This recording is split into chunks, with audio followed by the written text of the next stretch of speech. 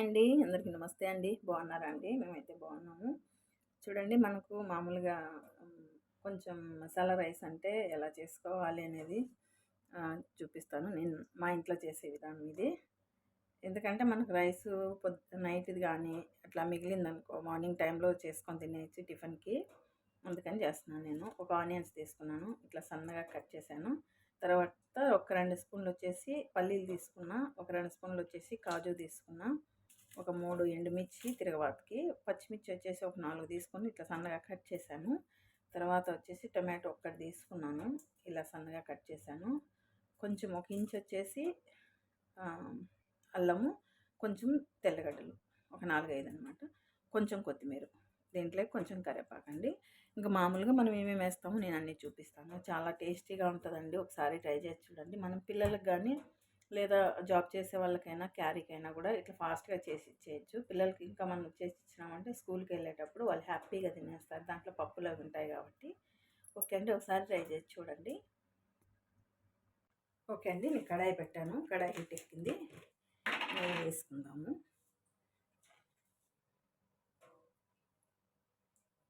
మనకు నెయ్యి ఎక్కువ అవసరం లేదండి. 1.5 స్పూన్ వేసుకుంటే సరిపోతుంది. జస్ట్ మనకు పల్లీలు బాదం ఫ్రై అవ్వడానికి మాత్రమే. చూడండి, కొంచెం ఉద్దిపప్పు, తర్వాత కొంచెం వచ్చేసి శనగపప్పు, కొంచెం ఆవాలంటే నాకు కొంచెం పిచ్చండి, ఎక్కువగా వేసుకుంటాను. అది మీ చాయిస్, వేసుకోవడం వేసుకోకపోవడం. 1/2 స్పూన్ వచ్చేసి జీలకర్ర. ఇప్పుడు మనం పల్లీలు వేసుకుందాము. మనకు లైట్గా పల్లీలు కూడా ఫ్రై అవ్వాలి. కాజు అనేది ఫాస్ట్గా ఫ్రై అయిపోద్దండి, కాబట్టి పల్లీలు ఫస్ట్ ఫ్రై చేస్తున్నాం. లైట్గా సిమ్లో పెట్టి ఫ్రై చేసుకోవాలంటే మళ్ళీ మనకు ఆనియన్స్ అవన్నీ ఫ్రై అవ్వాలి అంటే కొంచెం టైం పడుతుంది. కాబట్టి ఎండుమిర్చి కూడా వేస్తున్నాము. ఇలా తుంచి వేసుకుంటాము. చాలా టేస్ట్ ఉంటుందండి. ఒకసారి చేసి చూడండి. చాలామందికి తెలుసు. మనం అల్లం వేసుకుందాము. అల్లము, తెల్లగడ్డ, రెండు పచ్చివాసన పోతే తర్వాత మనం ఇది వేస్తాము. ఆనియన్స్ ఇవి కూడా ఫ్రై అవ్వాలి కదా. ఆనియన్స్ చాలు. ఇప్పుడు ఆనియన్స్ వేస్తాము. ఆనియన్స్, పచ్చిమిర్చి 2.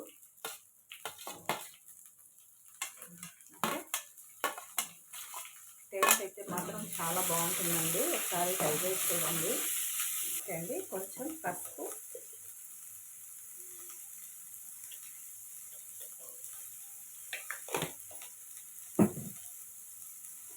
ఇందులోనే కొంచెం సాల్ట్. ఆల్రెడీ మనకు రైస్లో ఉంటుంది కదండి, కాబట్టి తక్కువ చూసి వేసుకోండి.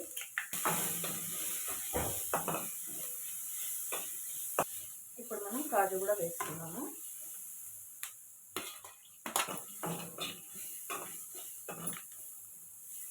ఓకే అండి, ఇప్పుడు మనం కరివేపాకు కూడా వేసుకుందాం ఇందులోనే.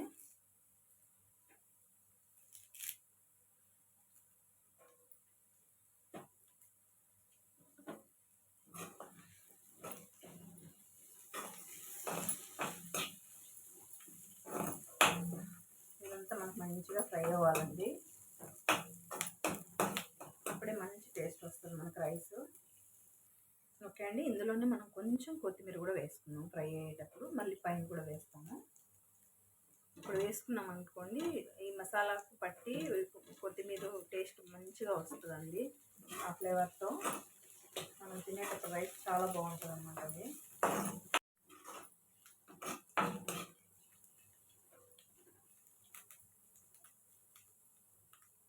ఓకే అండి, ఇప్పుడు మనం టమాటో కూడా వేసుకుందాము.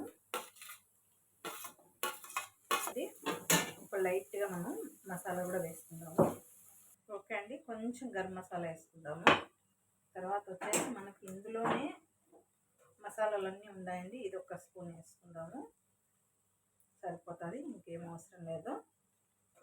ఇవన్నీ మనం నీట్గా మిక్స్ చేసుకొని ఇందులో రైస్ వేసుకోవడమేనండి. చాలా టేస్ట్ ఉంటుందండి. ఒకసారి ట్రై చేసి చూడండి.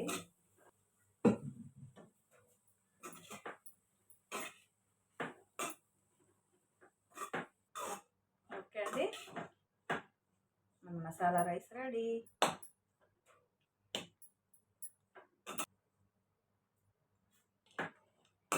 కొత్తిమీర వేసుకున్నాక మొత్తం అంతా ఒకసారి మిక్స్ చేసేసుకొని స్టవ్ ఆఫ్ చేసుకోవడం అయిపోయింది.